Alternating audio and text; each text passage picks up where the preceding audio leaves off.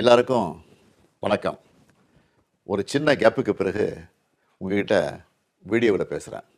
கடைசியாக டீலிமிட்டேஷன் பற்றி பேசியிருந்தேன்.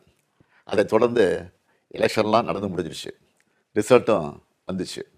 ரிசல்ட்டுக்கு பிறகு என்னவெல்லாம் நடந்துச்சு, என்ன நடக்குது எல்லாத்தையும் பார்த்துக்கிட்டு தான் இருக்கோம்.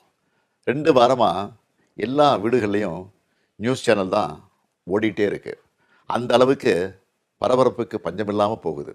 2026 தேர்தல் முடிவுகளை எடுத்துக்கிட்டால் திமுக ஒரு பெரிய பின்னடைவை சந்திச்சிருக்கு.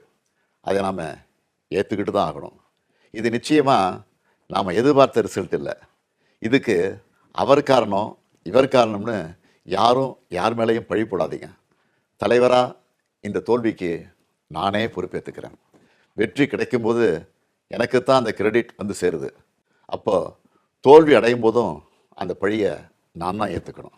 அதுதான் ஒரு நல்ல தலைவருக்கான இலக்கணம். சரி, தோத்துட்டோம், அதுக்கு நான் அதையே நினச்சிக்கிட்டு முடங்கிட மாட்டேன். உடனே அப்டேட் ஆகி மீண்டு வருவேன். நம்ம எல்லாருமே அப்படி தான் வரணும்.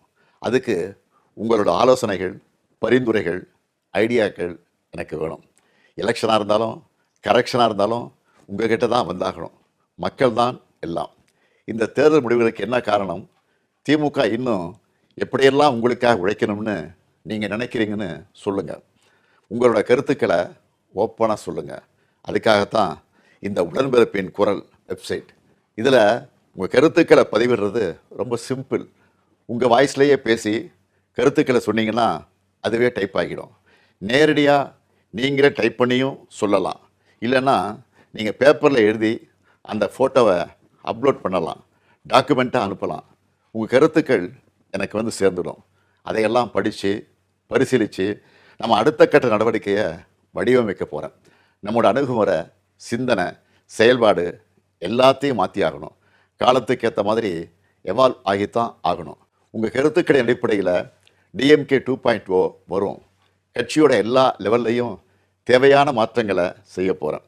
இதனால் அடுத்த 100 ஆண்டுகளுக்கும் இந்த இயக்கம் உயிர்ப்போடு இயங்கும், உங்களுக்காக இயங்கும். உடன்பிறப்பே, நீங்கள் சொல்லுங்கள், நான் கேட்குறேன்.